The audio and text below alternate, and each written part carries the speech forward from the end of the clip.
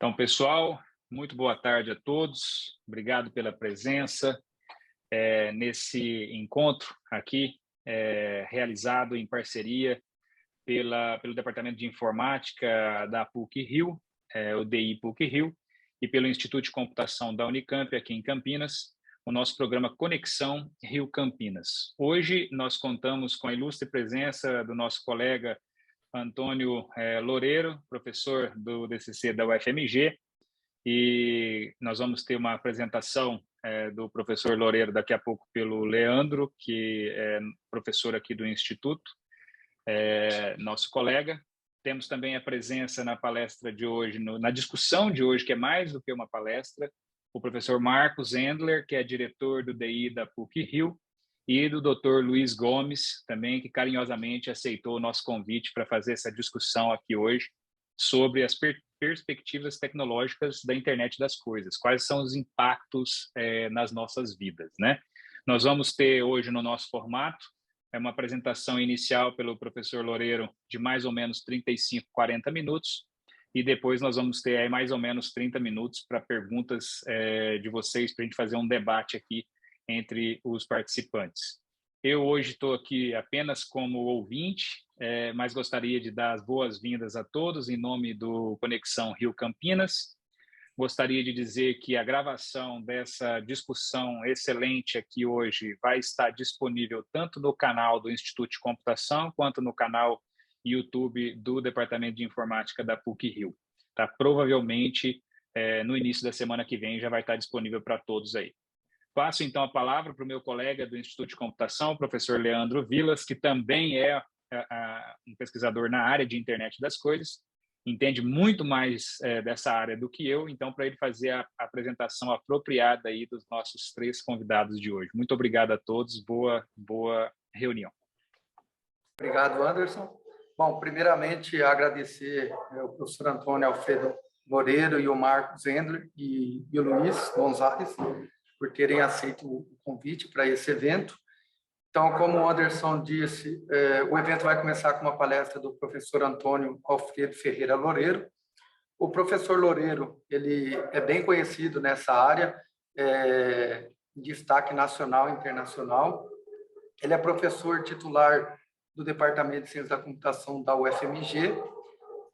O professor Loureiro, as pesquisas que ele tem realizado com foco em computação distribuída e com ênfase em redes de computadores, computação urbana, computação móvel e internet das coisas. E em relação a essa área, o professor Loureiro é o único pesquisador que recebeu um prêmio fora da América do Norte. Depois o Loureiro pode confirmar, mas tem uns 4 ou 5 anos que ele foi contemplado com esse prêmio. E é um prazer enorme. O professor Loureiro foi meu orientador de doutorado, então a gente já se conhece aí de longa data. Agradecer também o Marcos Endler. Ele é doutor pela Universidade Técnica de Berlim, livre-docente pela USP. Ele também é um pesquisador especialista em middleware para sistemas distribuídos, e as pesquisas têm sido com foco em computação móvel e pervasiva, internet das coisas, protocolos e algoritmos distribuídos para redes móveis, processamento de eventos complexos e modelo de desenvolvimento de aplicações da internet das coisas.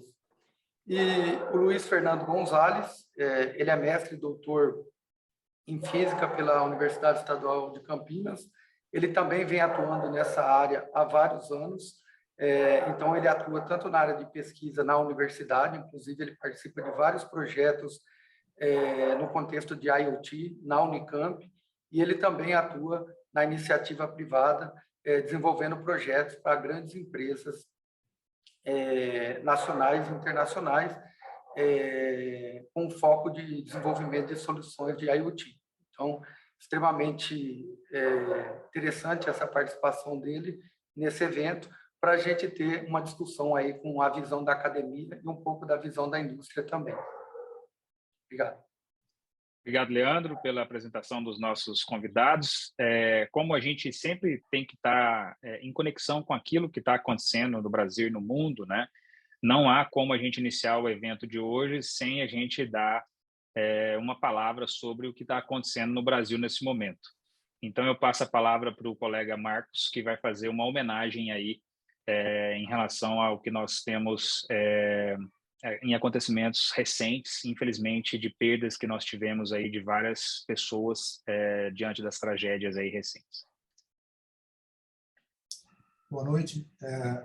Como o Anderson falou, o Brasil acho que está todo de luto, não só por causa da enchente e das quedas de barranco de Petrópolis, mas também antes. Então, eu queria pedir um minuto de silêncio, luto e solidariedade pelas vítimas das recentes enchentes nos últimos meses no Brasil afora, em especial nas 422 cidades mineiras em situação de emergência, os 47 municípios do sul da Bahia alagados no final de dezembro do ano passado, e, recentemente, os moradores e trabalhadores de Petrópolis que perderam os seus entes queridos, as suas propriedades e todos os seus bens materiais. E, segundo especialistas, obviamente não dá para prever o volume de chuva e onde ela cairá, mas é possível mapear todas as áreas de risco e, com planejamento urbano, mitigar a dimensão de uma tragédia. Então, eu peço alguns meio minuto de silêncio em memória às pessoas que perderam tudo.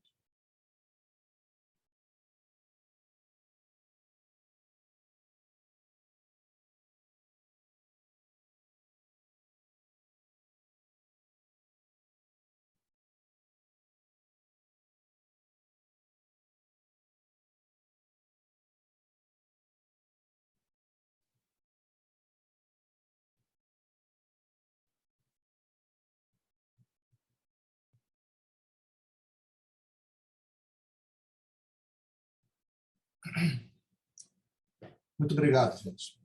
Vamos começar, então, o evento. Muito obrigado, Marcos. Professor Loureiro, muito obrigado pela sua presença, pela sua sempre carinhosa aceitação de participar conosco em diferentes eventos. Por favor, fique à vontade para compartilhar a sua tela aí e iniciar a sua apresentação. Anderson, muito obrigado. É uma honra para mim estar aqui hoje. É realmente um prazer, né, estar ao lado aí de colegas, né. Obrigado, Leandro, né, a você, ao Marcos, ao Luiz. É um prazer, né. Eu vou compartilhar aqui a minha tela.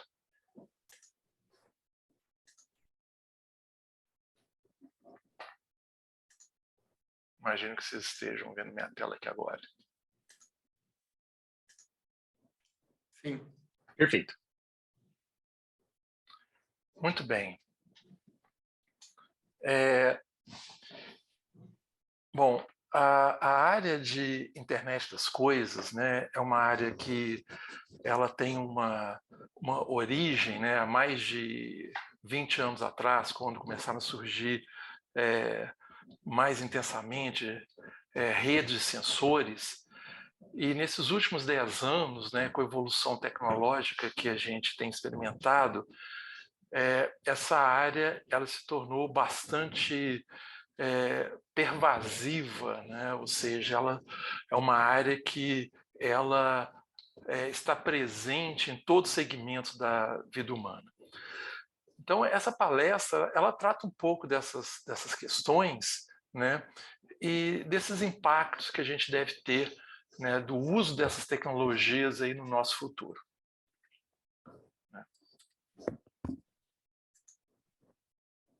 Bom, a gente fala de internet das coisas, né?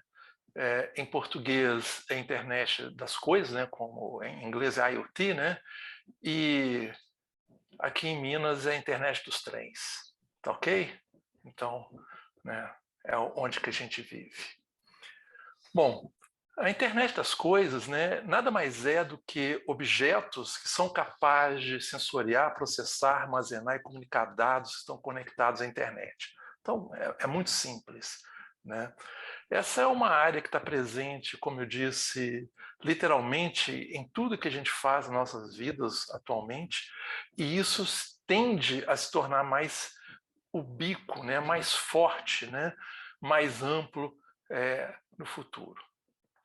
Então, se a gente olha os diferentes segmentos que a gente poderia falar, por exemplo, de atividades humanas ou de relacionada a coisas que a gente faz ou locais que a gente trabalha ou mora, né? A gente vê que a internet, né, das coisas, ela está presente em tudo isso, né? Então tem vários setores que claramente a gente vê isso, né? Por exemplo, ligados a edificações, energia, consumo, a saúde, a indústria, transporte, né? Vendas, segurança, a própria tecnologia.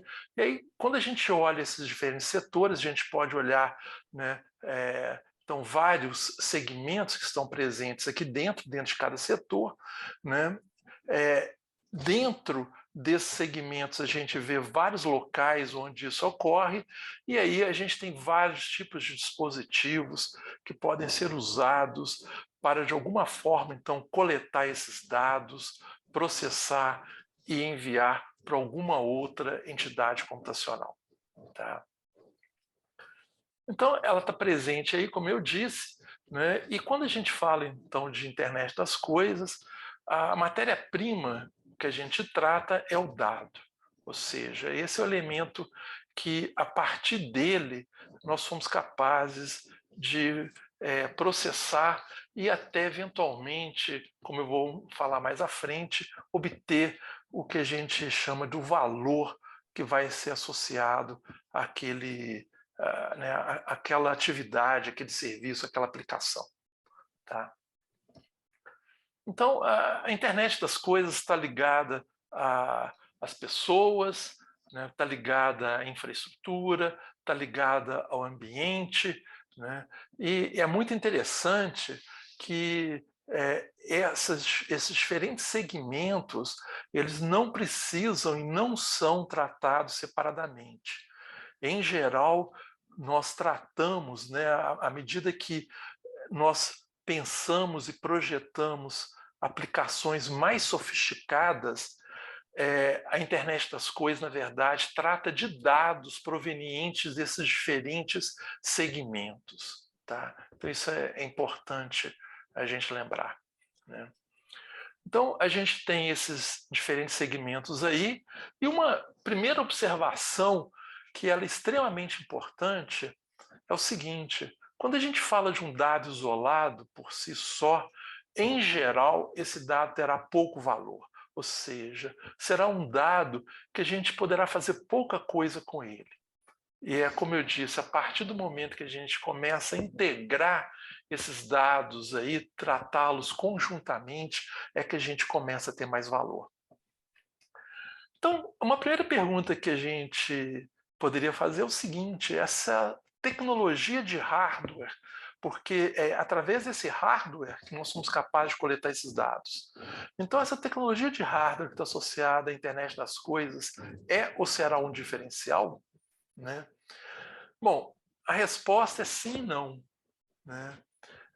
Sim, porque essa tecnologia ela tem o potencial de incentivar, permitir soluções mais pontuais para os diferentes segmentos que nos interessam. Então, através de uma tecnologia que muitas vezes é muito sofisticada, tá? e combinada, né, nesses diferentes segmentos, a gente pode obter né, resultados extremamente interessantes. Por outro lado, essa tecnologia, ela cada vez mais tende a ser o que a gente chama de uma tecnologia de prateleira, ou seja, uma tecnologia que você compra facilmente, né, em diferentes locais aí do mundo afora. Tá? Então, né, a maior parte das tecnologias que eu diria que a gente usa atualmente na internet das coisas, não em segmentos específicos, por exemplo, como na indústria, como a gente tem a indústria 4.0, mas, por exemplo, em ambientes domésticos, em prédios, mesmo em cidades, né, monitoramento em cidades, tendem a ser hoje já uma tecnologia de prateleira. Tá? E outra razão pela qual essa resposta é não, né, é que o diferencial estará no tratamento dos dados, como eu disse, tá, de uma forma que tende a ser conjunta, que nos permite obter novo conhecimento. Então, eu vou começar dando um exemplo muito concreto, tá, que é o seguinte. A Prefeitura da cidade de São Paulo, ela instalou, né, eu não sei qual que é o status disso hoje, né, mas desde 2015, né, ela instalou sensores em bueiros para monitorar pontos com risco de alagamento na cidade de São Paulo. Né? E a pergunta, né, por que isso é útil? Isso é útil, obviamente, esse dado ele é útil porque ele pode informar, né, para quem faz a gerência da limpeza desses bueiros, né, uma programação, né, um escalonamento desse serviço de limpezas. Então, isso naturalmente ele é útil. Tá? Mas a pergunta que surge é o seguinte: quando eu considero outras fontes de dados, né, será que esse escalonamento ele deveria permanecer como previsto anteriormente, ou deveria considerar novos dados que podem afetar, né, a condição desses bueiros, consequentemente a condição de alagamento em diversos pontos da cidade. Então, por exemplo, a previsão meteorológica, naturalmente, ela pode mudar o escalonamento, porque se eu estou previsto fazer uma limpeza nos bueiros numa região, né, daqui a 3 dias, e eu tenho uma previsão que vai chover daqui a 2 dias, então eu deveria correr, né, e limpar esses bueiros para que esses bueiros não sejam um ponto de estrangulamento para escoamento da água, né, dessa água pluvial. Então, vejam que eu ter somente o dado proveniente de um sensor aqui de bueiro, ele é útil, mas ele pode se tornar muito mais útil, muito mais eficaz a partir do momento que eu considero, né, outras fontes de dados relacionadas aqui. Né? Só para vocês terem ideia, né, já tem alguns anos, né, que a IBM, né, ela comprou a maior empresa, né, ligados à meteorologia, tá? Que é a Weather Company, né, que tem a Weather Channel, etc. E a pergunta, né, por que uma empresa de tecnologia da informação como a IBM veio a comprar uma empresa que trata de previsões meteorológicas? A razão muito simples é porque a meteorologia ela afeta praticamente todas as atividades humanas. Praticamente tudo que a gente faz depende, né, das condições climáticas. E hoje, mais ainda.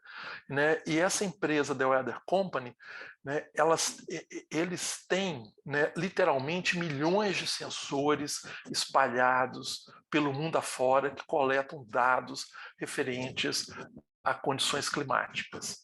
Então, a partir do momento que você tem essas informações, né, climáticas, você pode ajustar várias atividades em função disso.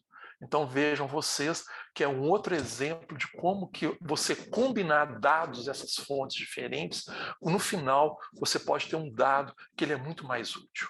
Tá? Então é essa pergunta, né? Essa tecnologia será um diferencial? Como eu disse, sim, principalmente para segmentos que nos interessam, como, por exemplo, a indústria 4.0, né, que é a quarta onda, né, desde o nascimento da primeira Revolução Industrial. Né, nós estamos vivendo a quarta onda, onde essa quarta onda ela é fortemente baseada no tratamento de dados. né? Então, por exemplo, né, você ter equipamentos que permitem um aumento de realidade aumentada para atividades industriais. Tá? Então, isso é uma realidade hoje em dia. Né? Ou, por exemplo, na área da saúde, que é extremamente importante, considerando o mundo como um todo, né? Onde existe uma tendência de nós vivermos mais, né? E termos menos pessoas jovens que sejam capazes de cuidar dos nossos idosos. Então, a gente vai precisar muito de tecnologia, principalmente sensores na área médica, que já são sensores mais sofisticados, né, que permitem, né, a essas pessoas terem uma qualidade de vida muito melhor. Então, esse é um outro exemplo que isso é um diferencial. Né? Por outro lado, se a gente olha, por exemplo, de sensores que, como eu disse, que estão disponíveis hoje nas cidades, né? Então existe até um relatório que foi publicado recentemente falando de oportunidades de tecnologias de sensoriamento emergentes que podem impactar o futuro das cidades inteligentes, e eles citam esses 4 grandes segmentos sensores, né, que tem um papel importante nas cidades, né, inteligentes, cidades que cada vez mais a gente tende a viver, né? A gente vê que a maior parte desses sensores são sensores de prateleira. Né? Então, uma questão é isso, né? Essa questão do valor. Um outro exemplo dessa tecnologia que, num primeiro momento, não é um diferencial, tá? É o exemplo que aconteceu em 2014, não sei se vocês estão lembrados disso, que o Google anunciou a compra de uma empresa chamada Nest, naquela época, ou seja, já, né, quase 8 anos atrás, por 3,2 bilhões de dólares. Né? E há uma reação imensa do mercado, considerando o valor que o Google pagou por essa empresa Nest pelo produto, porque no momento que essa empresa foi adquirida, tá, eles só tinham 2 produtos, tá? Um termostato e um detector de fumaça. Tá? Esse termostato era um termostato mais sofisticado, que tinha sensores de movimento, temperatura, tinha conexão de Wi-Fi e tinha algoritmos de machine learning embutidos lá. Tá? Então, eram esses 2 produtos aí. Né? Então, qual que era o objetivo do Google ao comprar uma empresa que tem 2 dispositivos que geram dados por esse preço? Né? Entender as preferências das pessoas na casa e oferecer serviços ligados a alguma coisa, ou seja, o valor que isso poderia dar. Né? Só que acabou que né, esse objetivo inicial do Google ele não se concretizou, né? Houve vários problemas, né? Então, essa empresa passou a ser parte da Alphabet até que, em 2018, né, essa empresa Nest, que era uma parte da Alphabet, virou parte do que é hoje chamado Google Nest. Tá? Então, hoje, toda essa tecnologia de monitoramento, né, doméstico, ambiental, está ligado dentro desse braço, né, da Alphabet chamado Google Nest. Né? Então, tem várias outras razões, né? Falta de conectividade, preço dos produtos, etc. Né? Então, quando a gente vai além do Google Nest, né, a gente vê hoje, né, esses produtos, né, por exemplo, igual o Alexa, né, que permitem você emitir comandos de voz para obter algum serviço, né? Ou seja, são assistentes. Então, a gente tem uma sofisticação aí, tá certo? Então, aqui tem uma discussão, né? Por que o Google pagou um preço astronômico pela Nest, né? Então, já que o valor do mercado, né, naquela época, eles tinham uma estimativa de uma venda de 40 bilhões, que não se concretizou. Né? Tinham outros agentes que estavam entrando no mercado, então o Google queria ter uma participação forte nisso. Né? Mas o ponto principal é isso aqui. Eu vou obter dados desses dispositivos, já IoT, que vão gerar informação, que vão gerar conhecimento e que podem trazer algum valor. Né? Isso hoje em dia, então, continua acontecendo, né, dentro desses ambientes, né, domésticos, né, de casas inteligentes, né, onde você tem várias empresas competindo, né, para se tornarem, né, o fornecedor de uma solução, né, que permita uma automação residencial, automação de trabalho, tá? Então, por exemplo, você tem, como eu disse, o Google Nest, que usa, todas as empresas de alguma forma estão usando técnicas de machine learning, né, deep learning, para processar esses dados. Então você tem o Google com o Nest, você tem a Amazon com a Alexa, né, você tem a Apple com o HomeKit, você tem o Samsung com o SmartThings, você tem a LG com o SmartThingQ. Então você tem várias empresas fornecendo aí, tá? E o ponto importante é que esses sistemas eles são segmentados, ou seja, né, a Apple fornece uma solução para produtos Apple, né, Samsung para produtos Samsung, LG para produtos LG. Então, a gente tem isso hoje em dia. Então, claramente existe uma oportunidade aqui de você poder ter uma solução integradora para esses diversos fabricantes aí. Eu vou mostrar aqui rapidamente, né, uma propaganda da Moura. Reconhecimento de retina. Para-brisa com visão noturna. Som com reconhecimento de humor. Função sleep para crianças. Ar-condicionado regulado pela temperatura corporal. Bom, que vem aí vem. A gente não sabe quando, mas sabe qual bateria ele vai precisar. Moura. Energia brasileira presente nas maiores montadoras do mundo. Moura é Moura. Bom, vem aí um carro. Bom, o que vocês viram é o seguinte, né? É uma propaganda de 2015, então já tem quase 7 anos, que eles estão falando de tecnologia de sensores que existem em carros. Na verdade, todas essas tecnologias que foram mostradas aí nesse vídeo, elas existem, tá, em veículos topo de linha atualmente. Tá? Você detectar, né, movimento, expressões faciais, você perceber temperatura do corpo de uma pessoa, né? Isso tudo está presente. Né? Então, isso não é o diferencial. Né? Então, essa tecnologia ela está totalmente disponível hoje. Tá? O que não está disponível, né, obviamente, é o software que é capaz de tratar esses dados de uma forma mais integrada, que tem algum benefício. Né? Então, é isso. Né? Os carros hoje eles têm literalmente, né, centenas, milhares de sensores para as diversas partes, né, do veículo. Né? Então, eles são instrumentos de sensoriamento extremamente sofisticados, né? Não apenas do veículo, mas do ambiente onde eles se encontram. Né? Então, de veículos que estão na vizinhança, né? Se você está dentro de uma faixa ou não, né?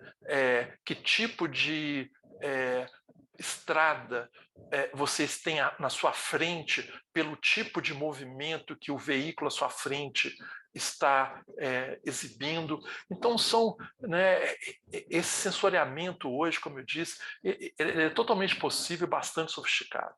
Tá? Então, a pergunta é, né, o que a gente pode fazer com esses dados aí? Né? Obviamente, a gente, para poder fazer alguma coisa, a gente tem que fazer o que a gente chama de caracterização desses dados, ou seja, entender e descobrir propriedades desses dados aí de forma individual e de forma combinada. Então, isso permite conhecer o comportamento do veículo, do motorista, do ambiente onde esse veículo se encontra.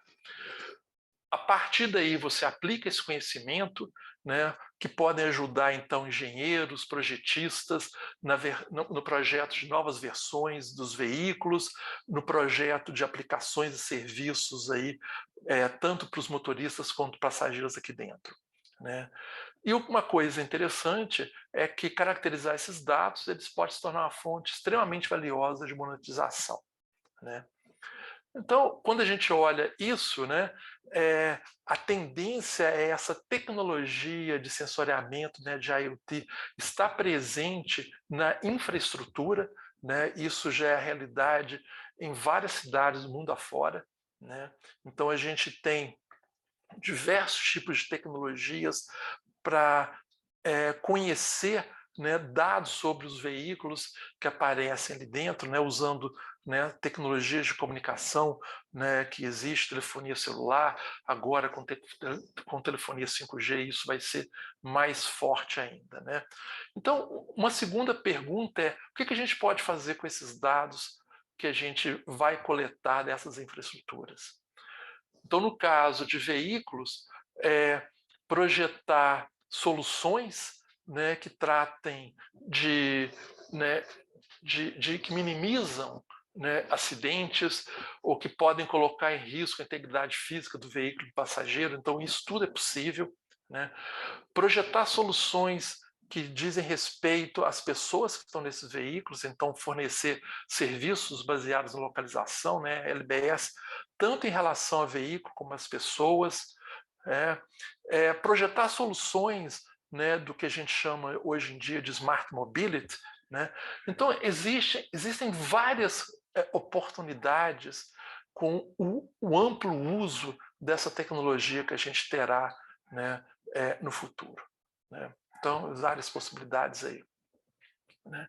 E como eu disse, a partir do momento que você começa a combinar, né, diferentes fontes de dados, né, então, né, fontes provenientes de mídia social, outras fontes como, por exemplo, né, meteorologia, né, eventos que estão associados, então isso se torna muito mais valioso, né?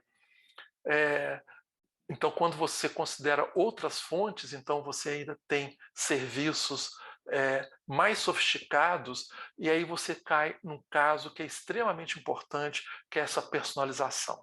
Tá? Então, projetar serviços personalizados vai ser fundamental, né, a partir do tratamento desses dados aí no futuro, né? Então, veja o seguinte, né? Olhando basicamente a partir dessa propaganda que a gente viu, onde tinha sensores em veículos, sensores na infraestrutura onde esses veículos se encontram, né? A gente pode falar que literalmente isso é o limite, né? Existem, né, apenas nesse segmento, né, muitas possibilidades, oportunidades aí, né? Naturalmente, a gente deve começar pela análise dos dados, né? Quando a gente olha os dados de infraestrutura, isso está se tornando uma realidade. Quando a gente olha dados de outras fontes, isso já é uma realidade. Então, é possível projetar aplicações aí, serviços para motoristas, passageiros aí, que de alguma forma vão ser bastante sofisticados. Então, a indústria de seguros de automóveis já usa alguma dessas aplicações para tarifar, né, um motorista em função de como, por exemplo, é o estilo de direção dele. Tá? Então, independente do que a gente chama de vertical dentro da área de IoT, ou seja, vertical é segmento, tá? A gente vai ter problemas bem específicos que, em geral, então a gente vai usar alguma tecnologia para coletar dados aí, né? Esses dados eles vão ter que ser processados, armazenados, comunicados, né, para alguma infraestrutura, e no final é isso que eu quero. Eu quero obter um valor a partir desse dado que eu obtive de forma isolada, mas que eu combinei com outras fontes aí. Tá? Então, independente desse segmento, a gente deve tratar problemas comuns, né? Como eu disse, dados isolados vão ter pouco valor, e o valor está nesse conhecimento que eu vou obter a partir possivelmente dessa sinergia entre esses diferentes segmentos, né? E uma questão muito importante para nós aqui no Brasil, né? A gente deveria considerar a nossa vocação para o desenvolvimento de software para IoT, né? Eu vou falar já mais um pouco sobre isso. E a gente deveria ter políticas para incentivar essa sinergia entre a academia e a indústria nessa área. Então, esses são alguns princípios que são muito importantes, né? Então, para a gente pensar aí nos próximos 10, 20 anos, né, quais seriam essas killing applications, né, essas aplicações. O que é interessante é que a gente vai encontrar essas killing applications em todos os segmentos e a gente vai ter técnicas de inteligência artificial como substrato de tudo, né? Ou seja, de todo tipo de trem que a gente imaginar aí, a gente vai ter técnicas de machine learning, deep learning sendo usadas, tá? Possivelmente a gente vai ter cada vez mais processamento nas bordas, então a gente vai ter muito o que a gente chama hoje de edge computing, né? Então a gente vai ter aí várias aplicações, a gente tem vários desafios extremamente interessantes, onde a gente vai coletar dados, processar esses dados usando técnicas de inteligência artificial aí na borda, tá? Já quase chegando no final, eu não sei se vocês viram esse filme chamado Anon, tá? É um filme, tem 2018, ele fala de um futuro próximo onde a humanidade vive uma sociedade distópica, tecnologicamente avançada, e aí o governo nessa sociedade exige que todos os cidadãos tenham um implante ocular que vai registrar tudo o que vem. Então, olha que coisa impressionante, né? E esse implante fornece, então dispositivos de IoT, um display de realidade aumentada, né, para o usuário com informações sobre qualquer outra pessoa, sobre qualquer outra coisa que eles podem ver. E tem, então, pessoas, né, investigadores que usam essa tecnologia para investigar crimes que, né, uma pessoa pode ter feito ou não. Né? Então, a trama desse filme, né, trata de um detetive, né, que é o Clive Owen, né, que se depara com uma jovem que evadiu esse sistema de transparência do governo. Né? Eu tenho o trailer aqui, mas eu acho que eu vou pular esse trailer, depois vocês deem uma olhada aqui. Tá? Deixa eu pular aqui, tá? Depois vocês deem uma olhada que ela é muito interessante, né? E só falando de tecnologias, né? Para quem não leu o livro 1984, né? De George Orwell, que foi escrito na década de 1930, se não me engano, ou foi 1950? Acho que foi 1930. Não, foi 1950. Tá? Ele fala do uso de tecnologias, né? Novamente, uma sociedade onde você é vigiado através dessas tecnologias. Né? Então, o ponto que eu quero falar aqui é exatamente do uso dessas tecnologias. Né? Então, aqui, para a gente terminar, né? Fica evidente que o Brasil ele não é um país que ele tem um papel na fabricação de tecnologias de hardware para a IoT. Então, novamente, qual será o nosso papel no mundo IoT? E como eu já disse, né, eu vejo o nosso papel muito no desenvolvimento de software. Né? E uma coisa que é muito interessante, né, a gente considerar software para IoT em smartphones. Né? Smartphones hoje topo de linha, eles têm mais de 30 sensores altamente sofisticados, né? e que têm tecnologias de comunicação diferentes. Então, a gente pode desenvolver muitas aplicações dessa área aí, né, a partir de smartphones. Né? Outra questão é que o Brasil também não é um país que tem um papel central em fóruns de discussão ligados às tecnologias de informação e comunicação. Então, novamente, qual será o nosso papel nesse mundo? Né? Obviamente, como eu já disse, desenvolvimento de software. Mas, nesse caso, né, a gente tem que investir na educação. Né? Então, nós da academia, a gente tem que se preocupar com isso e pensar nas pessoas, né, com esses princípios éticos e morais. Né? Então, quando o Marcos Endler, né, ele pede 30 segundos, 1 minuto de silêncio em relação a essas vítimas, isso significa que a gente está sendo, né, a gente tem uma empatia, né, a gente se solidariza com essa situação. Então a gente tem que pensar nisso no mundo. Então a gente tem que ter pessoas que tenham que seguir esses princípios éticos e morais para usar essas tecnologias, porque na hora que a gente olha, né, o que essas tecnologias podem fazer, a gente tem que ter muito cuidado com isso, né? Então, onde estão as nossas oportunidades, né? Acho que a gente deve começar por onde a nossa tecnologia é muito forte, como agronegócio, mineração, né? Transporte. Então, são segmentos que são muito fortes, né? Em outras áreas, como saúde, cidades inteligentes, smart mobility, etc. Então, existem muitas oportunidades aí, né?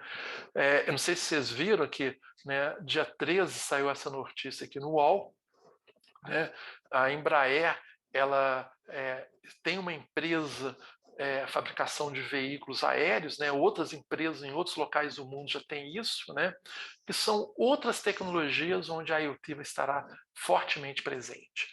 Então, são novas oportunidades aí, né? E isso é muito importante quando a gente fala de tecnologia, né? Tem um artigo que apareceu na revista The Scientist aí, né? Que fala sobre né, as cidades podem servir como, né, esses furacões aí de evolução, e tem uma questão que é colocada aqui que está mostrando como que o transporte humano está criando altos níveis de distúrbio no habitat que existe nas cidades. Então, o transporte está ajudando a dispersar, né, pequenos organismos, seres vivos, né, organismos biológicos, facilitando, né, esse fluxo genético em diferentes populações, criando uma diversidade e criando outras questões. Então, você tem problemas de iluminação que afetam esses organismos biológicos, etc. Então, essas tecnologias, elas afetam as cidades de uma forma que a gente nem muitas vezes parou para pensar, né? Então, só para a gente terminar, vai ser uma questão de tempo até termos o uso massivo, o bico de IoT, né? E a questão passa a ser como que a gente deve se preparar para vivermos nesse mundo onde essa tecnologia se tornará realmente pervasiva aí. E um aspecto fundamental é a educação, né? A gente não pode esquecer disso. Então, era isso, vocês desculpem, eu passei um pouco do tempo aí que eu tinha previsto aqui, tá? Obrigado, Loureiro, sem problema. Eu vou colocar aqui de volta o Marcos no highlight também. Deixa eu ver como que eu consigo fazer isso aqui. Marcos, eu acho que você tem que ligar a sua câmera. Isso. Ok. E falta mais um aqui.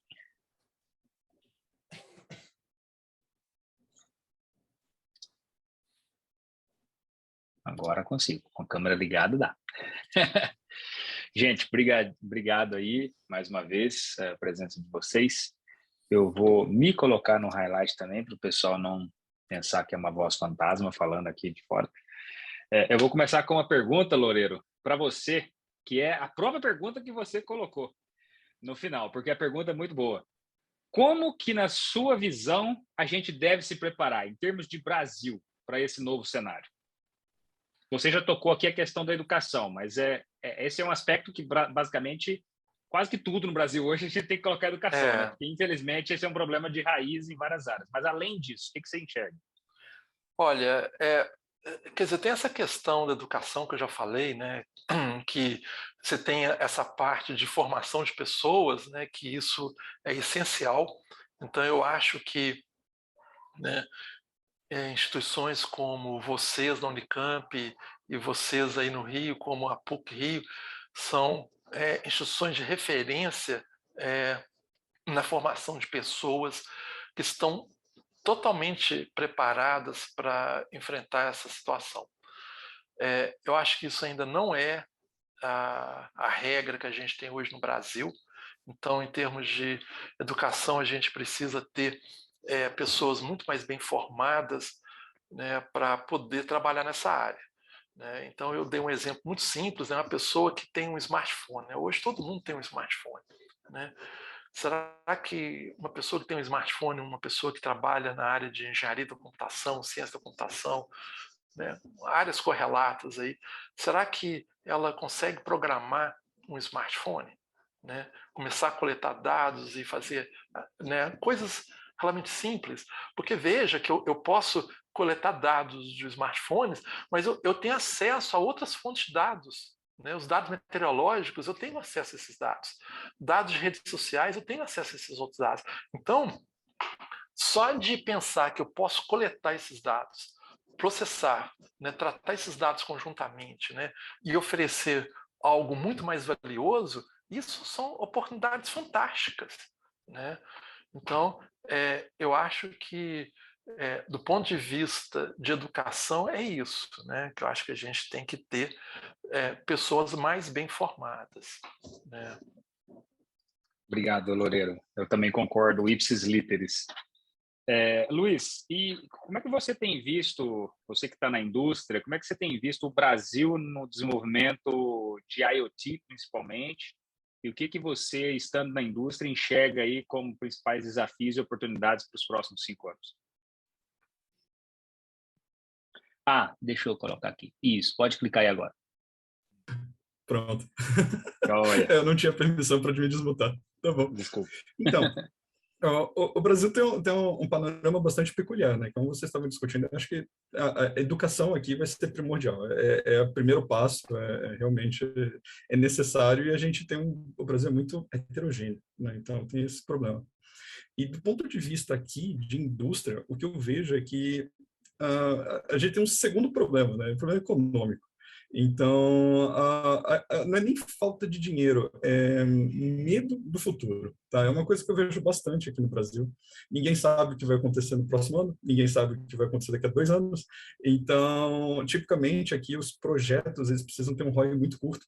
Um projeto precisa se mostrar, ser capaz de se pagar em 6 meses, 1 ano no máximo, estourando 1 ano.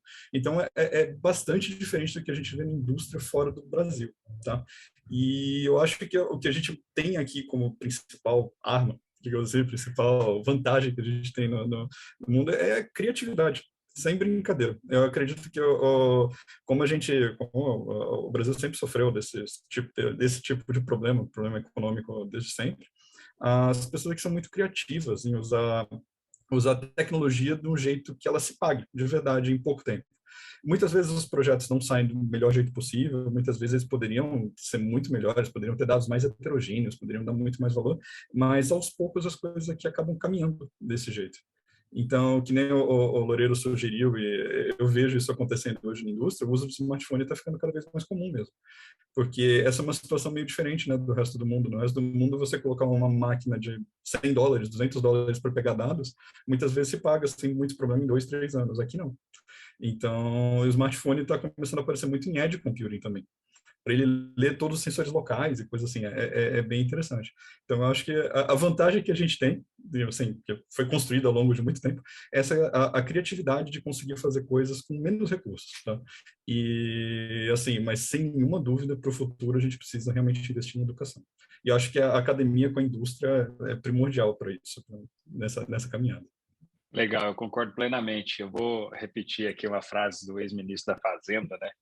Que no Brasil o futuro é incerto e o passado é duvidoso, né? que até o passado a gente não tem certeza no Brasil. Então é algo que a gente tem que mudar a cultura, né? É algo que realmente a educação pode nos ajudar nesse sentido. Eu vou falar para o Marcos. E aí, Marcos, como é que você tem visto essa questão de desenvolvimento da internet das coisas no Brasil? O que você enxerga aí como desafios para o futuro, por exemplo, no lado acadêmico ou também no lado de oportunidades de inovação? O que você tem a complementar? Legal. Primeiramente, obrigado, Loureiro, pela apresentação muito estimulante, assim, né, por várias questões bem interessantes. Eu concordo que realmente muito importante a educação, né? E também concordo muito com o que o Luiz falou, né? Que realmente o brasileiro é muito criativo, né? E ele é muito curioso também, muito criativo. Então, as pessoas com poucos recursos e com criatividade acabam fazendo alguma coisa, mas, de fato, das universidades é necessário um aprofundamento, né, de alguns cursos, por exemplo, de programação de smartphone. Né? Esse é um exemplo particular. Eu dou uma disciplina aqui de programação mobile em Flutter, né? Eu sempre faço questão de experimentar o uso de Bluetooth e acesso a sensores, de tudo que não é convencional, não é um aplicativo só com uma telinha que você interage, é usar o smartphone como um dispositivo um pouco mais amplo. E eu concordo muito também com o que o Luiz falou, né, que o smartphone, e essa, na verdade, é a aposta da minha pesquisa, na verdade, né, que o smartphone é um hub, né, é um gateway, é um elemento que vai poder fazer a ponte entre dispositivos da proximidade, que se comunicam via Bluetooth ou Wi-Fi, etc., com a internet. Né? Porque o outro fato também é que, mesmo com a vinda do 5G, vai ter dispositivos IoT que operam com baterias, são tão pequenos, têm tão poucos recursos, essa é a minha visão, que eles não vão ser capazes de ter realmente a pilha completa do TCP/IP ou COAP, ou coisa assim. Então, eles vão ter que operar num protocolo mais simples, mais econômico em termos de energia. Então, aí é uma chance, né, se o smartphone tiver uma interface de rede dessa forma, de poder servir de intermediário nessa comunicação. Mas uma coisa que eu queria, que o Loureiro falou, que pegou bastante, e que eu gostaria de debater ou questionar um pouquinho, né? E, Loureiro, você falou que eu concordo, que o software, a principal tipo assim, a principal maneira como a gente pode contribuir para a IoT, e, de fato, tem muito software para ser desenvolvido, necessário em termos de comunicação, de descoberta, de coordenação, vários aspectos. Então, tem muita coisa para ser feita, mas será que realmente, hoje em dia, na produção dos dispositivos IoT, e dado que hoje em dia a produção de chips você pode encomendar da China, você tem Raspberry Pi, você tem Arduino, você tem vários dispositivos, será que, juntando isso com a criatividade do brasileiro, né, será que a gente não pode ir para vários segmentos, criar protótipos que, eventualmente, o produto final acaba não vai ter que ser pego por uma indústria para depois produzir em larga escala? Mas eu acho que, justamente ao contrário do passado, onde o projeto e a construção de computadores de grande porte ou de PCs até era bastante complexo, então era uma barreira de entrada muito grande para o desenvolvimento de hardware. Hoje em dia, eu acho que não. Eu acho que, justamente hoje em dia, a gente tem muitos componentes mais simples e sensores que você pode comprar kits. Então eu acredito, né, nessa possibilidade que no Brasil também, talvez não numa escala tão grande como na China ou na Coreia, ou coisa assim, mas numa certa escala a gente consiga customizar hardware também para algumas aplicações. Essa é a minha visão. Eu não sei se vocês concordam. Gostaria de ouvir um pouquinho a opinião de vocês. Se vocês quiserem complementar, fiquem à vontade, gente. Tá. Ô Marcos, eu concordo, né? Isso continua sendo hardware de prateleira, né? Que eu chamei, né? Então, você montar tem isso. Eu estava falando de coisas mais sofisticadas quando eu falei que a gente não é um player. Por exemplo, chips né, o Google, Amazon, IBM, NVIDIA, eles estão lançando chips de processamento de técnicas de machine learning, né, que são bastante eficientes do ponto de vista até energético, né? Então eu estava falando mais nesse aspecto, né? Mas eu concordo, isso não tem a menor dúvida, né? E aí, novamente, a educação é fundamental, porque para você projetar isso, você precisa ter gente que saiba projetar circuitos, né? Sistemas de hardware, né? Um problema que a gente vai ter, que é o seguinte, né? Falar rapidamente, né? Chips que a gente compra, eles têm backdoor ou não? Né? que a gente compra da China, que a gente compra da Coreia, eles vão ter backdoor ou não. E aí, esse é o ponto, né? O que eles vão fazer com essas coisas, né, que a gente vai começar a espalhar né, por tudo quanto é lado aí. Então, esse é um problema, que é um problema muito mais sofisticado, e aí, né, se a gente tivesse uma indústria de fabricação de circuitos, então a gente poderia tentar, né, ter algumas formas de que isso não acontecesse, né? Então, eu concordo com você, Marcos, completamente, né? E aquilo, né? Eu acho que o smartphone, ou alguma coisa, né, que tenha tecnologia de comunicação, né, ligada a smartphone, né? Então, você não precisa ter necessariamente, né, o smartphone, né? Você ter um dispositivo que tem essas tecnologias que estão presentes em smartphones, né? E isso vai ser, né, isso vai ser extremamente importante para a gente, eu vejo isso. Concordo com você plenamente, né? Quando a gente fala, inclusive, desse cloud continuum, né? Que se mencionou, né? Então você tem processamento correndo lá na nuvem, né? Fog, na borda, edge e no próprio dispositivo, né? Essa é a tendência, não há dúvida disso, tá? Mas concordo com você. Obrigado, Loureiro. Eu gostaria de continuar com o Luiz aqui e fazendo uma provocação, Luiz. O que vocês têm desenvolvido na indústria hoje, se você puder dar um pouco aí do que tem sido mais demandado hoje, tá?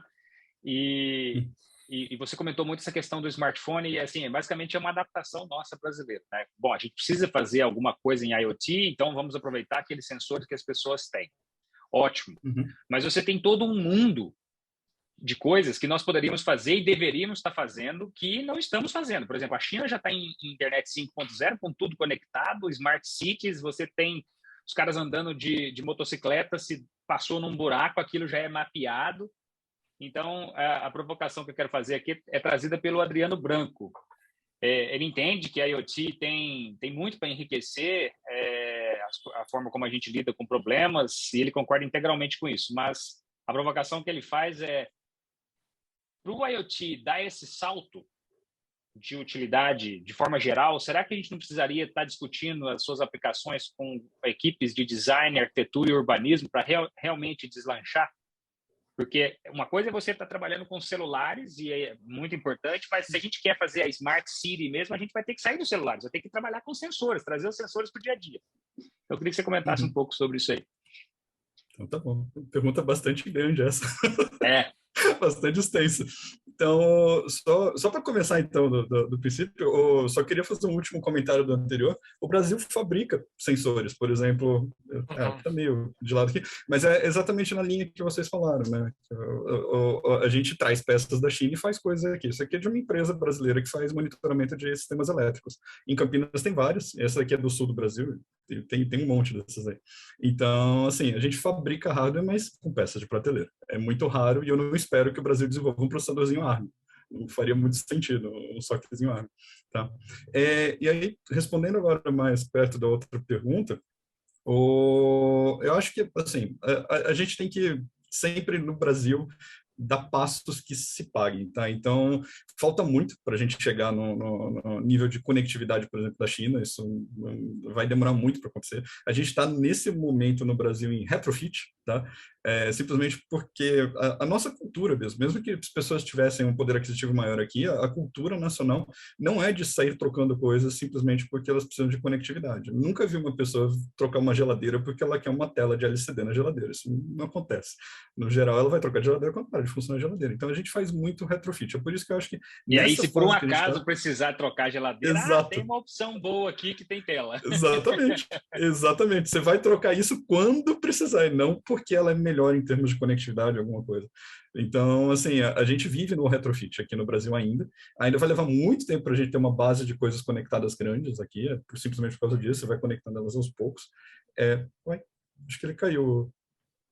Ele deve voltar. Então, tá bom. Mas eu acho que nessa fase que a gente está, nos primeiros caminhos que a gente está, acaba que o smartphone ele é importante não só por causa dos sensores que eles têm, mas simplesmente por conta da demanda que a gente tem por conectividade que não existe nos lugares. O Brasil carece de conectividade. É simplesmente pegar um carro aqui em Campinas e sair andando, por exemplo, em direção a Minas Gerais, você vai ver a quantidade de locais que você não tem conectividade absolutamente alguma. A minha esposa comenta isso muitas vezes que a gente está indo para BH, o pessoal fala assim, ela fala, saiu de cidade grande, o negócio desaparece. Não, exatamente. Então, assim, eu acho que o Brasil ainda a gente está muitos passos atrás ainda de realmente fazer esse tipo de desenvolvimento. O que a gente precisa hoje, o que eu vejo que a gente precisa hoje, exatamente como estava sendo comentado, é usar os hubs que a gente tem de conectividade. Então, por exemplo, você não precisa usar os sensores de um celular. O celular não precisa ser o teu sensor. O teu sensor pode ser um dispositivo externo que manda o dado para o celular de alguma forma, seja Bluetooth, Wi-Fi, o que seja, como o professor Marcos falou. Então, segue exatamente esse conceito. Eu não acredito no celular como o dispositivo de captura de dados, e sim como um hub. Então, e justamente porque a gente carece de conectividade. A gente está falando em 5G e tal, mas é exatamente o que você falou, Anderson. Você pega para BH, a saída de Campinas para BH, vai ter tanto buraco em 2G que nem existe, que é difícil de discutir conectividade ainda no Brasil. Tá? E tem coisas, por exemplo, no âmbito de cidades inteligentes, que, concordo, precisa incluir pessoas de arquitetura e urbanismo, é absolutamente fundamental e está começando a caminhar nessa direção. A maioria das cidades estão começando a criar cartas não digo de intenção, seria a palavra mais correta, de desenvolvimento desse tipo de futuro, né, para cidades inteligentes, e estão sendo envolvidos, sim, pessoas, não é mais só de tecnologia, arquitetura e urbanismo faz todo sentido e precisa ter essa discussão. Na Unicamp mesmo existe essa discussão, tá? Hoje em dia os fóruns de cidades inteligentes lá tem toda essa capa realmente do que é a cidade. Não adianta você simplesmente jogar tecnologia nas coisas, elas não se resolvem. Então, e uma das coisas que a gente tem visto também por aí que funciona razoavelmente bem é usar o telefone para feedback, tá? Hoje em dia, os feedbacks, quando você tem algum problema na cidade, as pessoas ligam para o 106, ligam para os números e é um caos as pessoas transformarem aquela reclamação em alguma coisa palpável, que você possa tirar dados depois.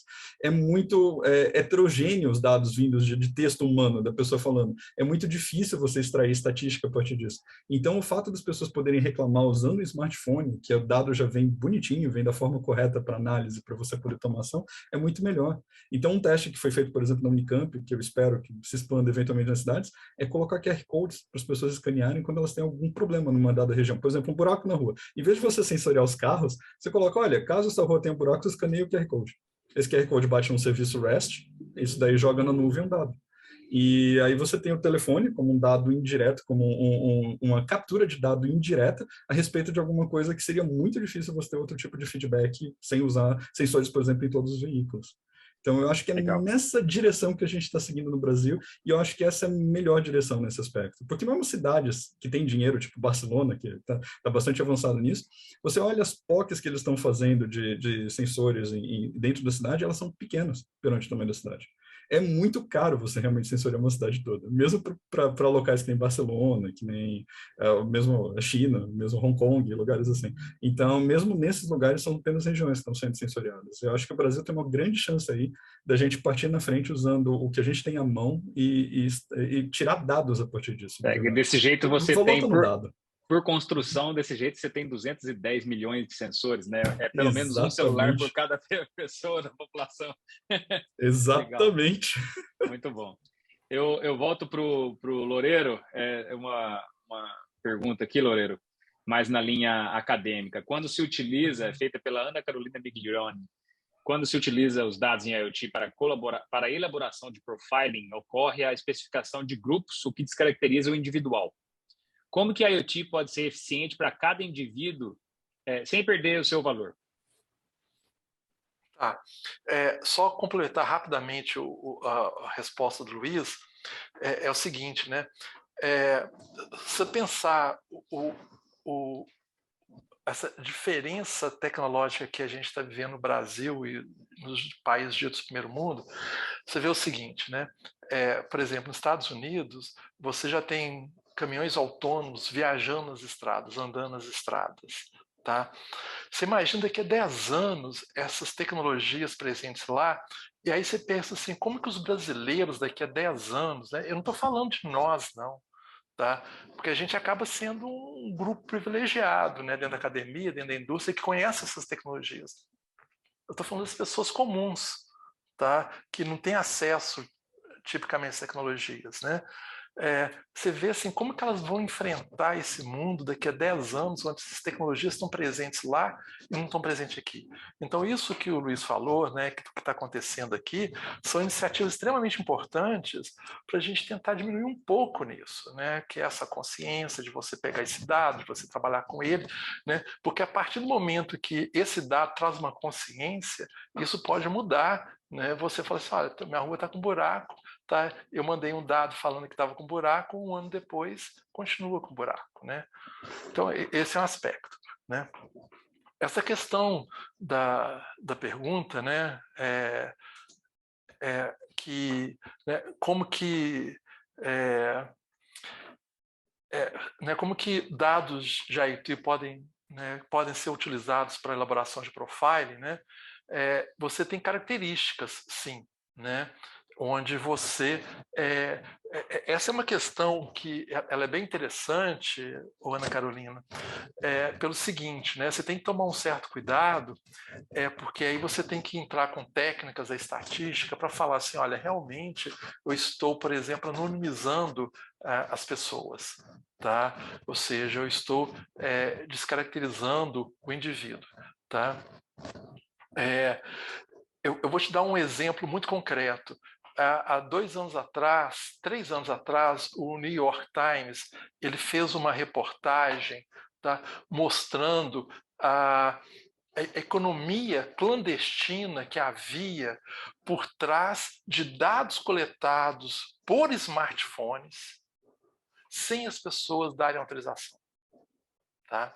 Então você tem toda uma economia de bilhões de dólares onde aplicativos que você baixa, coloca no smartphone, tá? Você fala assim, você quer coletar, você quer que meus dados não sejam coletados? Você fala não, tá? E eles coletam sem você saber, tá?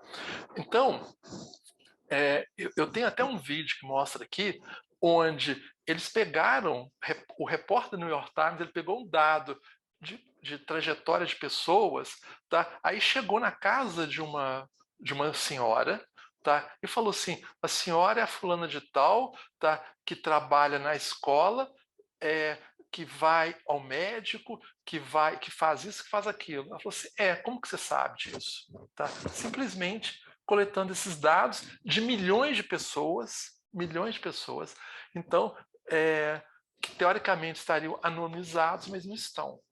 Por quê? Porque na hora que você olha, né, você estatisticamente você fez uma coleta de um dado, né, que só diz respeito a uma única pessoa que mora em determinado local e que vai para aquele trabalho.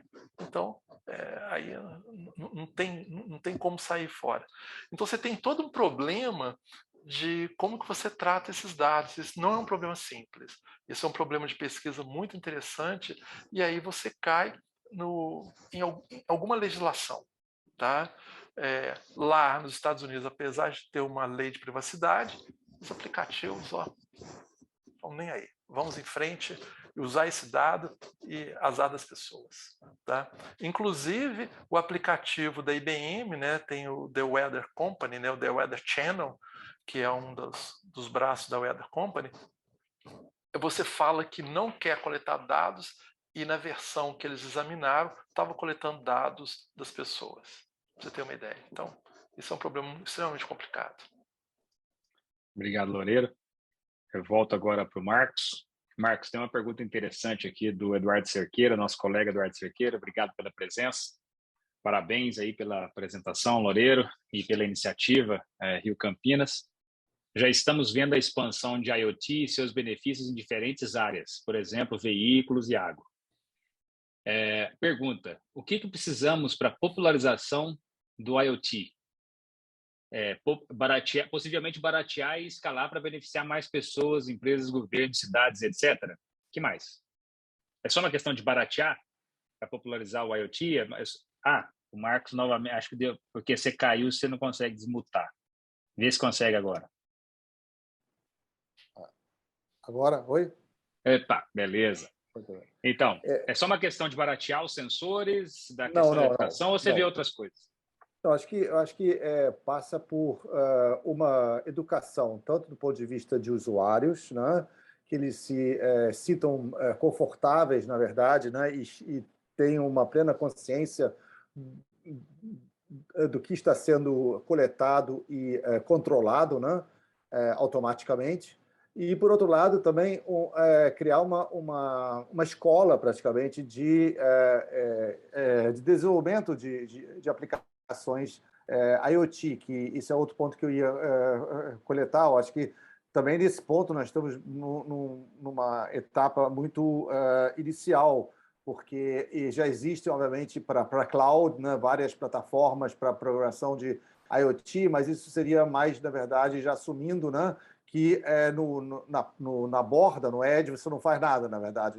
O edge só manda os dados para a nuvem e lá você pode, assim, formular uma lógica, né, de processamento dos dados da nuvem. Mas ainda falta muita experiência também, né?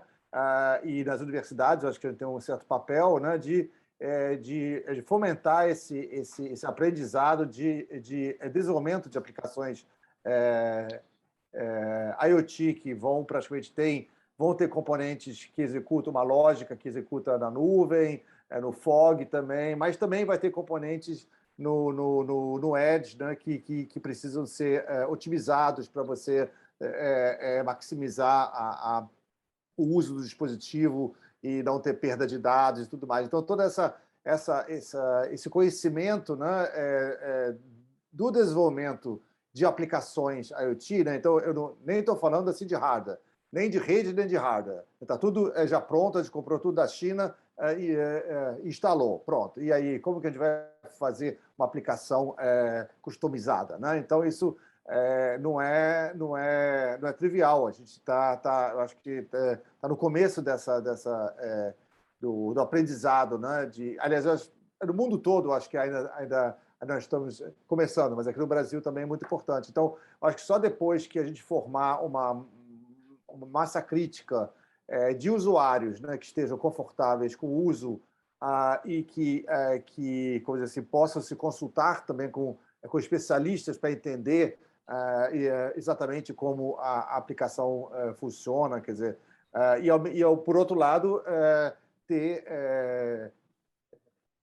desenvolvedores, né, que sabem desenvolver. Hoje em dia, a gente fala muito de uma pessoa especialista em back-end, uma pessoa especialista em front-end, mas, na verdade, na ponta, assim, em termos de dispositivos de acesso a dados, ninguém fala muito. Então, acho que passa muito por uma educação, não é só, obviamente, distribuir, né, e vender tecnologia por aí. Eu acho que e especialmente também as pessoas, e isso é importante, né, elas deveriam realmente perceber o valor real daquilo que estão usando, né? E não acontecer isso que o Loureiro falou, né, que você usa na inocência o aplicativo e o aplicativo está coletando os seus dados, né, sem você saber. Isso é um absurdo, na verdade, né? Obrigado, Marcos. Estamos aqui nos aproximando dos 5 minutos finais. Eu tenho uma provocação aqui para o Loureiro, na linha da educação, Loureiro. Eu acho que essa pergunta é bem interessante, é feita pelo Eric Heiner, aqui do Instituto. É possível pensar em conteúdo de educação para crianças, para melhorar a forma como as novas gerações que vêm por aí lidam com esse tipo de tecnologia, para que elas tenham, por exemplo, o pensamento crítico e também o entendimento desse tipo, dessa nova vida? O que você visualiza aí sobre possíveis conteúdos infantis para essa educação? Porque a gente falou de educação aqui, a gente muitas vezes pensa na educação para adultos, né? Mas o que está vindo aí é que é importante também, né? Que é justamente as crianças. E aí, como é que você visualiza essa questão? Tá, a pergunta muito ampla também, mas só complementando o que o Marcos acabou de falar, eu concordo plenamente com você, Marcos.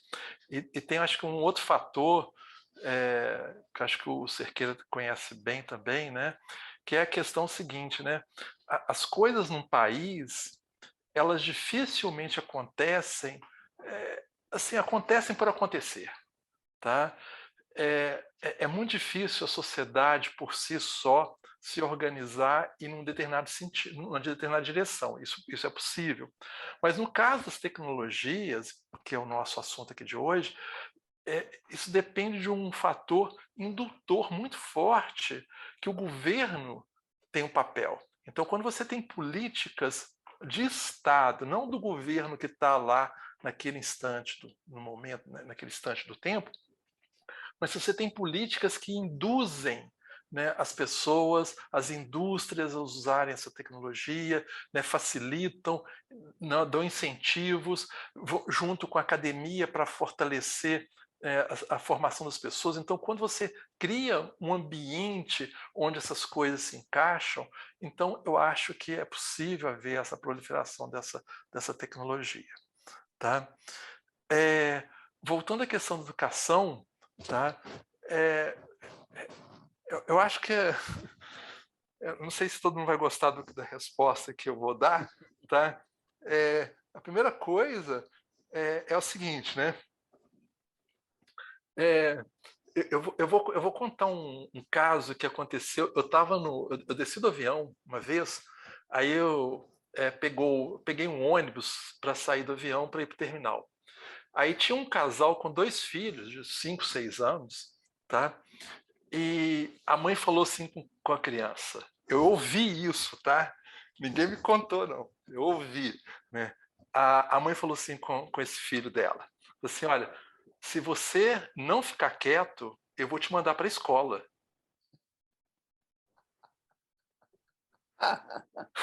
Isso. Que absurdo. Isso é totalmente absurdo. Não ficar quieto, eu vou te mandar para a escola. Eu olhei assim, eu não acredito naquilo que eu estou ouvindo, né? Então você vê como que as coisas funcionam, né? Mas você vê o seguinte, né? Para a gente formar pessoas, a gente precisa de pessoas que tenham senso crítico, né? Senso crítico você consegue de várias formas, mas a primeira é através da leitura, né? Se a pessoa não consegue ler, entender e analisar aquilo que ela está lendo e comentar aquilo que ela está lendo, isso não vai a lugar nenhum, né? Então as coisas mais simples que são a leitura, né? Então, assim, eu não sou especialista na área, né?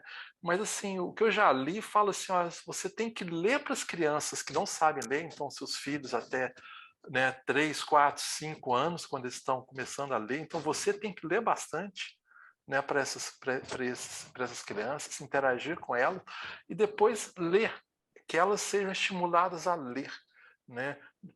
E aí curiosidade, né? Incentivar a curiosidade ali, né?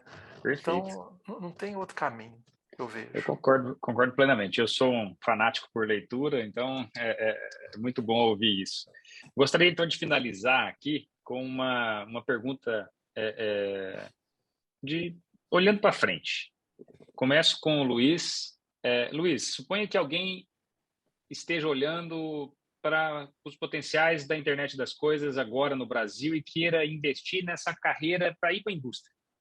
O que você recomendaria para essa pessoa procurar, assim, para se preparar? A pessoa, por exemplo, está na graduação ainda, quer se preparar para ir para essa área, mas para ir para a indústria trabalhar aí com vocês, ou ela está indo na pós, terminando, o que você sugere para ela ter esse senso prático? Essa é uma pergunta muito boa, na real. Nunca parei para pensar de verdade nisso. Geralmente a gente faz o contrário, a gente encontra as pessoas e treina. Mas o meu objetivo aqui é ser um provocateur.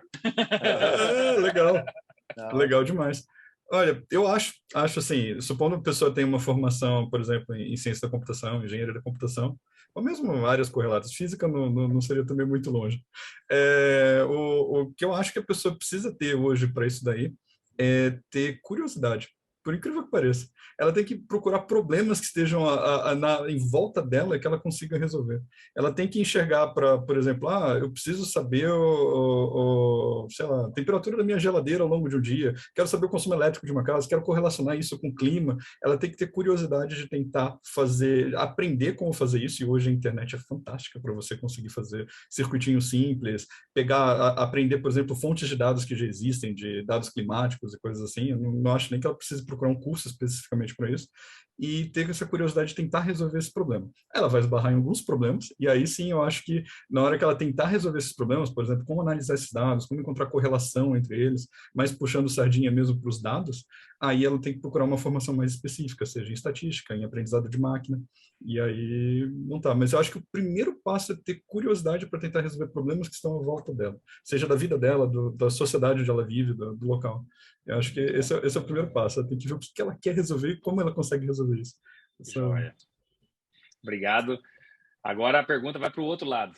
Loureiro, alguém que queira entrar para fazer pesquisa nessa área e fazer a diferença nos grandes problemas que temos hoje em termos de IoT, o que você sugeriria para essa pessoa que está buscando essa formação? Fazer um curso bacharelado em ciência da computação no Unicamp, na PUC do Rio ou na FMG. Rapaz, é político por natureza, né? É político. É mineiro, é mineiro. Ou seja, você tem que ter uma boa formação, né, horizontal, né? Se você tem uma boa formação, você vai conseguir, é isso que o Luiz falou, você vai conseguir aprender outras coisas, né? Nenhum programa no Brasil, no exterior, vai formar uma pessoa com todos os conhecimentos, tá, necessários. Mas se você passou por uma boa formação horizontal, você é capaz de aprender coisas novas, né? Então, assim, eu vou dar um exemplo da minha realidade, tá? O curso de ciência da computação da FMG não tem disciplinas de laboratórios. Aí você fala assim, o curso de ciência da computação da FMG não tem disciplinas de laboratório? Não, nenhuma disciplina. Quando eu falo não tem disciplina, é a disciplina que você se matricula para ir para o laboratório. Tá certo? Os alunos, eles morrem de fazer trabalhos que envolvem laboratório, mas nenhuma delas, tá, você ganha crédito para ir para o laboratório para fazer isso. Esse que é o ponto. Tá? Então, né, redes de computadores. Você dá o primeiro trabalho prático que eu dou, né, comunicação via socket. Né? Aí você fala o seguinte, olha, comunicação via socket é isso, isso, isso. A gente ensina alguma coisa de comunicação via socket para o aluno? Não. Tá? Você fala o seguinte, a comunicação via socket é isso, você vai ler esse material, você vai aprender, e é isso que você tem que fazer. Tá? A gente não ensina, eu não ensino absolutamente nada de comunicação via socket. Então, o aluno, ele é exposto a isso, ele tem que ser exposto a isso. Então, assim, eu tenho certeza que nessas 3 instituições que estão aqui, isso acontece. Tá? Ele é exposto a isso. Então, se ele é exposto a procurar alguma coisa para resolver um problema, tá? Quando ele chegar lá com o Luiz para trabalhar, o Luiz vai falar com ele assim, ó, você tem que aprender como que é comunicação Bluetooth no Android, tá? Usando Android. Tá? Ele nunca viu isso. Não tem problema. Tá? É uma questão de sentar e aprender. Tá? É só isso. Então, se ele tem uma boa formação, ele vai longe. Obrigado, Loureiro. Muito, muito boa. Agradeço também a propaganda aí dos nossos 3 cursos. Concordo também, são 3 cursos de excelência. Recomendo fortemente. Termino com uma pergunta para o Marcos aqui, que é também uma provocação difícil, mas vai na linha do exemplo que o Loureiro contou agora há pouco da mãe tentando punir a criança na cabeça dela, né, mandando para a escola. Pergunta do colega Heitor, do DCC do FMG. Como lidar com o fato de que as pessoas estão procurando cada vez menos a educação? Por exemplo, nos programas de pós, dado que o futuro demanda muita especialização, né? Curiosidade, como colocou aqui o Luiz, mas a gente tem visto aí muitos desenvolvedores, por exemplo, questionando até mesmo se precisa ter formação superior. Eu tenho visto gente que faz um curso de 10 horas de inteligência artificial e já se acha um guru e coloca no LinkedIn senior em AI, aí você faz uma pergunta, o cara está perdido, né? Então, como é que você vê isso aí? Eu falei que a pergunta era difícil. Como que a gente resolve esse problema das pessoas procurando menos a educação, por exemplo, menos a pós-graduação, e um futuro que demanda pessoas cada vez mais qualificadas? Será que o Brasil vai ser sempre o país da agricultura? O que a gente pode fazer? Pergunta difícil, né? É para deixar cenas para os próximos capítulos aqui do Conexão também. Não, acho que o Brasil não é só o país das commodities. Eu acho que justamente o Brasil, na nossa área, assim, felizmente, tem uma formação de muita gente boa, na verdade. O problema é que a indústria está demandando muito mais do que nós temos de pessoas boas. Então, tem muitos curiosos, né? Como se falou, fazem o curso de 10 horas e se vendem como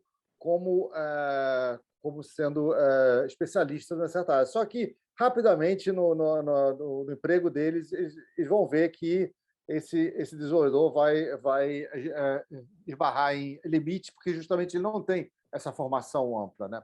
Não, ele não vai saber nem pegar a programação socket que o Loureiro colocou aqui. O que é socket mesmo?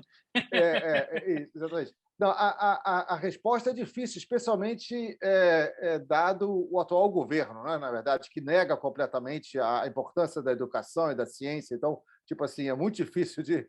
Né? Mas eu acho que é um papel nosso, é uma responsabilidade nossa de professores, tanto do nível superior como das escolas também. A gente deveria interagir mais com o professor de escola, né, para explicar, na verdade, que os alunos deveriam almejar uma formação, uma boa formação e tudo mais. Agora, o Brasil também vive, em termos de educação superior, eu acho, um gargalo de qualidade.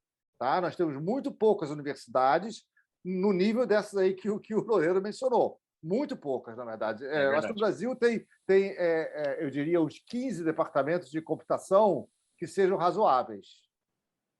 Mais ou menos. Muito mais do que isso não tem, eu acho. Né? Então, a gente forma muito menos do que o que deveria formar. Muito menos. Aqui na PUC, na verdade, a gente sabe que os alunos que saem daqui da graduação saem muito bem, mas o número é ridículo. A gente forma 40 alunos por ano. Isso é muito pouco, na verdade. Né? Então, realmente, eu acho que passa por uma comunicação com a sociedade, com a comunicação para as empresas e com o segundo grau. Eu acho que a gente tem um papel também de influenciar, ou de conversar, ou de interagir para as escolas, de apresentar o que se faz na universidade. Modestamente, eu percebi da minha gestão aqui que, na verdade, o quão escondido era o departamento. Ninguém conhecia o que é feito aqui dentro. Né? E não pode, na verdade. Ele tem que mostrar o que está fazendo, tem que mostrar para a sociedade, ela tem que estar ciente de que é uma coisa legal o que está sendo feito aí. Não é só fazer propaganda, não. É mostrar. A gente trabalha e ajuda a formar pessoas que depois vão para o mercado, e essa consciência tem que ser aos poucos aumentada e difundida na sociedade. Essa é a minha sugestão nesse sentido. Muito bom. Obrigado a todos. Eu acho que o Loureiro quer complementar, eu passo para ele, depois a gente faz o encerramento. Tá. Qual que é o país onde tem o desenvolvimento mais avançado na área de tecnologia da informação e comunicação? Um país. Qual que é o país que vocês diriam que é o país que está mais avançado? Olha, é uma pergunta difícil. Eu colocaria Coreia do Sul ou China? Não. Não? Não. Definitivamente não. Só tem um país que essa tecnologia, onde você tem as empresas mais valiosas de tecnologia da informação e comunicação. Os Estados Unidos. Estados Unidos, não há a menor dúvida. 94% dos doutores formados em ciência da computação, engenharia de computação e áreas correlatas estão na indústria. por isso que eles estão na frente. É Sim. por isso que... Então, isso que o Marcos falou de ir para as indústrias, a partir do momento que as indústrias perceberem que no Brasil, que terem mão de obra altamente qualificada pode fazer uma diferença para elas, tá? Você pega o Luiz, exemplo, está aqui. Tá? A partir do momento que você tem, né, de ver as indústrias perceberem que essa mão de obra vai fazer diferença, elas vão querer trazer doutores, tá, das universidades. Então, lá nos Estados Unidos, as empresas têm projetos com os professores, não é porque elas têm, né, são boazinhas, elas querem ter acesso à mão de obra que está lá para elas tentarem captar essa mão de obra. É por causa disso. E porque eles sabem que a competição lá é tão forte, que a inovação lá precisa acontecer, tá? Então, é por isso que isso. Aí você pega, aí se o caso você falou, Anderson, China e Coreia, elas estão investindo pesadamente nisso, na formação de pessoas qualificadas para irem para a indústria. Então, Exatamente. 94% dos doutores formados na América do Norte vão para a indústria, não vão para a academia. Excelente ponto. Eu só gostaria de comentar uma coisa. Quando o meu pós-doc, tem um aluno que fez doutorado comigo, ele foi para ser pós-doc em Shenzhen, no sul da China, né? E assim que ele chegou, ele falou, nossa, a cidade de Shenzhen tem 4.000 pós-docs. Ele falou, professor, você parou para imaginar que a cidade de Shenzhen tem mais pós-doc que o estado de São Paulo? Você imagina isso? Todo mundo trabalhando em parceria com a indústria, indo para a indústria. Então, assim, realmente a gente tem que mudar essa visão, né? Marcos, você tem um comentário? Só rapidamente. Acho que o Loureiro colocou muito bem os dados, né?